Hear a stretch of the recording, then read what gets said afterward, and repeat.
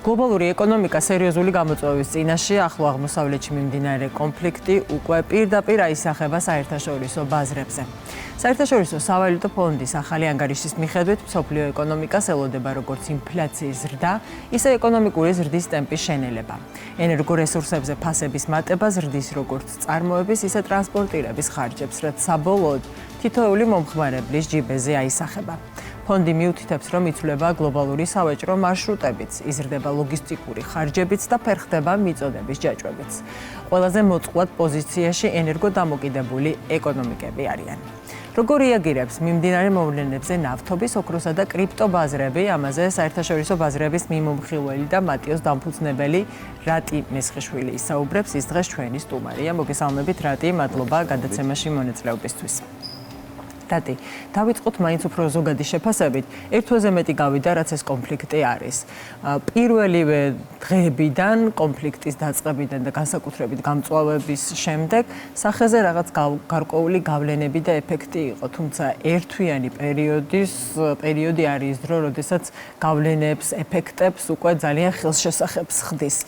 ეხლა აი ამ მოცემულობაში ყველაზე მეტად სად არის ის დარტყმები, რომელმა სექტორებმა მიიღო ამ კონფლიქტის გამო? აბსოლუტურად. პირველ რიგში უნდა აღვნიშნოთ, რომ ეს ახლო აღმოსავლეთის ომი და კერძოდ ჰორმუზის სრუტის ჩაკეტვა პირდაპირ უკავშირდება ნავთობის ფასს და ნავთობის ინდუსტრიას ურტყავს, ეგრეთ წოდებული ენერგიის ინდუსტრიას, ცოტა უფრო ზოგადად რო შევხედოთ, ნავთობი ისეთი ინდუსტრია არის, რომ ნებისმიერი ასე ვთქვათ, პატარა მოძრაობას კი ეგრევე აისახება ბაზარზე და ჰორმუზი, რომელიც ატარებდა, ასე ვთქვათ, ნავთობის 1/5-ს, მთელი მსოფლიოს ნავთობის 1/5-ს, ახლა პრაქტიკულად ნოლზე არის დაყვანილი და ეს 1/5 ნავთობის, ასე ვთქვათ, შემოდინება სხვადასხვა ქვეყნებში არის დაყვანილი ნულზე. რა თქმა უნდა, ყველაზე მგრძნობიარი მაინც ნავთობი აღმოჩნდა. ყველაზე მგრძნობიარი ამ შემთხვევაში აღმოჩნდა ნავთობი. ამ შემთხვევაში ირანიც საკმაოდ დიდი რაოდენობით ნავთობს აწარმოებდა და გაქონდა განსაკუთრებით აზიისკენ და შემდეგი ყველაზე დიდი დარტყმა მოხდა აზიის ქვეყნებზე, განსაკუთრებით სამხრეთ აზიაში. რაც შეეხება თვითონ გლობალურ ეკონომიკას, რო შევხედოთ ეკონომიკურ მაჩვენებლებს, თუ გლობალური ეკონომიკის ზრდა იყო მიახლოებით 3.3% საშუალოდ დაგეგმილი, ეხლა ამბობენ, რომ ეს არის მიახლოებით 2.9%, ანუ უკვე გრძნობთ, რომ ამ ერთთვიანმა ომმა შეანელა ეკონომიკური ზრდა გლობალურად და ანუ აქ შეგვიძლია კიდე ისიც ვთქვათ, რომ რეგიონების მიხედვით ეს ზრდა არ არის 0.4%-იანი შემცირებით, არამედ 0.4-დან ზოგ შემთხვევაში 1.5%-მდეც კი შეიძლება შემცირდეს.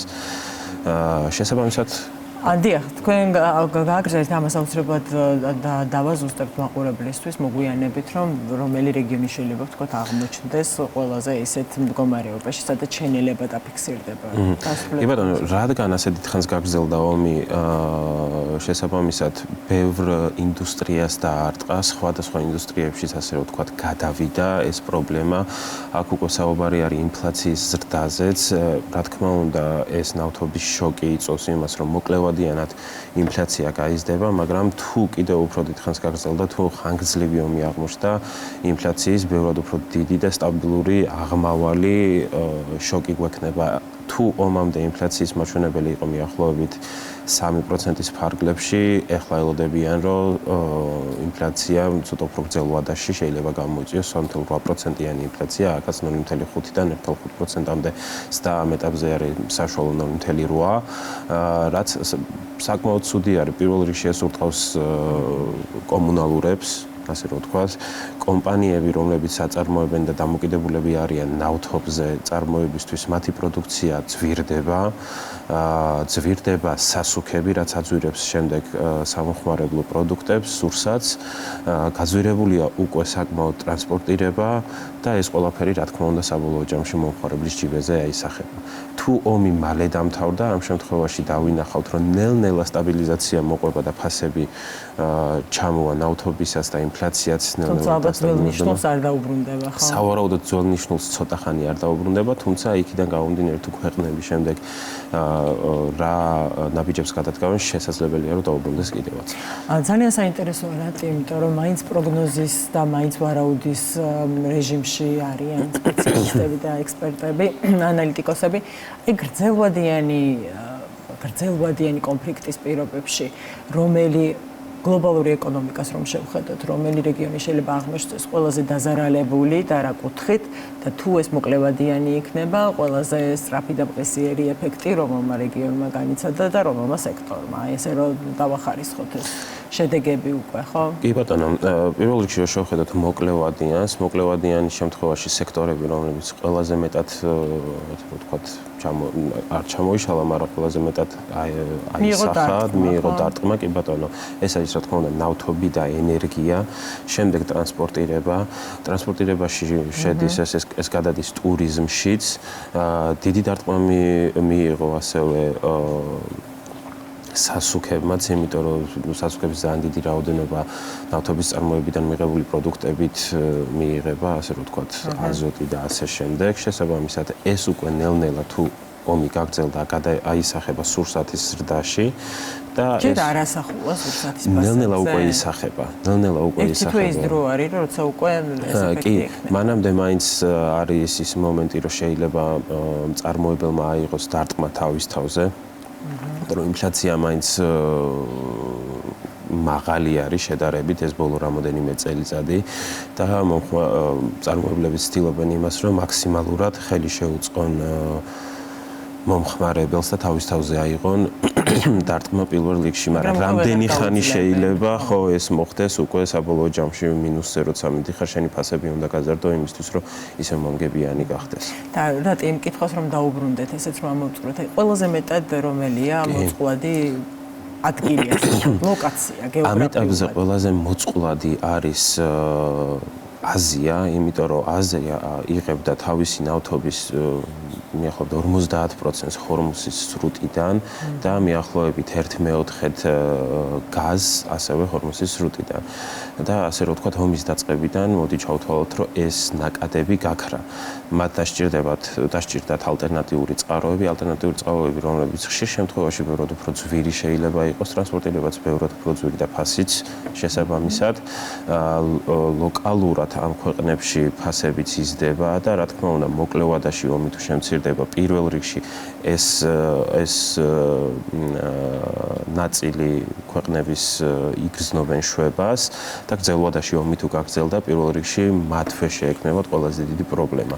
ამასთან ერთად თვითონ ომის რეგიონს შეეხო ეს პრობლემა, იმიტომ რომ არის ნავთობის ექსპორტი და ასევე ბევრი ქვეყანა, რომელიც ნავთობს იღებდა, იმპორტი, აფრიკა და ევროკავშირსაც, ევროპასაც საკმაოდ დაარტყავს გრძელვადაში. ჩვენ ვიცით უკვე რამოდენიმე ქვეყნები, სადაც გაურმადა და გასამაგდა მაგალითად დიზელის ფასი და პირდაპირ უტყავს ეს ეკონომიკას, ხარჯვიანობას და ნაკლები ფული რჩება, ასე რომ ვთქვათ, მომხმარებლის ჯიბეში. ერთი საკითხი, რაც ახლა სანამ თქვენს თემას შემოგვიყვანთ გადაცემაში, ოქროს ფასის გაძვირებით დაიწყო მიმდინარე კვირა, თუმცა ბოლო პერიოდში კლებისკენ მიდის ოქროს ფასი. ძალიან საინტერესო ტენდენციაა ახლა და ეს რომ ავუხსნათ ჩვენს მაყურებელს.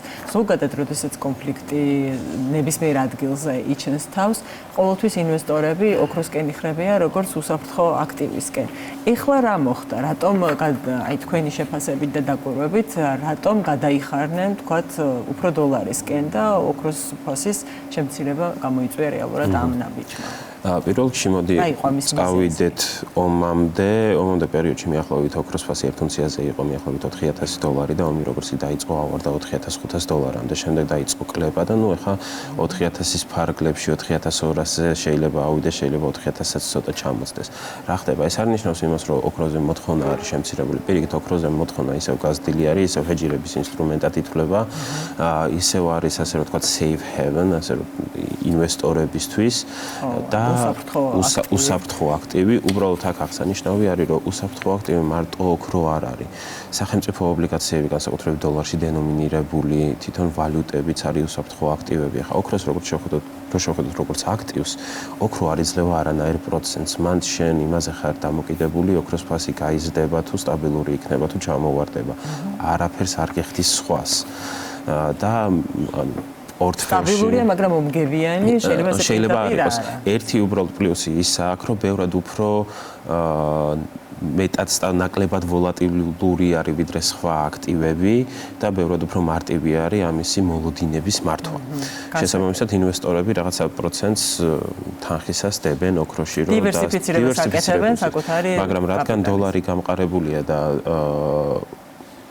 რადგან ობლიგაციების, განსაკუთრებით დოლარის სახელმწიფო ობლიგაციების მომგებიანობა გაიზარდა, ბევრმა ინვესტორმა გადაწყვიტა, რომ ასევე ფული ჩადონ ამ ინსტრუმენტებში, იმიტომ რომ ეს ინსტრუმენტები, ასე ვთქვათ, მოდიოს თქო, სახელმწიფოს დოლარის ინსტრუმენტები არის, რომელიც ბენჩმარკად ითვლება როგორც ყველაზე უსაფრთხო აქტივად და მეორე ერთი პროცენტსაც იხდის. რასაც ოქრო აკეთებს. ანუ უბრალოდ დივერსიფიცირებამ გამოიწვია შედარებით მერყეობა ოქროს ფასის. ძალიან დიდი მადლობა რატი საინტერესო მიმოხილვისთვის. ალბათ ბევრჯერ მოგვიწევს კიდე ამ თემების განხილვა, ამიტომ რომ ძალიან სწრაფად იცვლება პროცესები. იმედია რომ კონფლიქტი მალე ამოიწურება. მაყურებელს კიდევ ერთხელ შევახსენებ, ჩვენი სტუმარი იყო საერთაშორისო ბაზრების მიმოხილველი და მატიოს დამფუძნებელი რატი მესხიშვილი.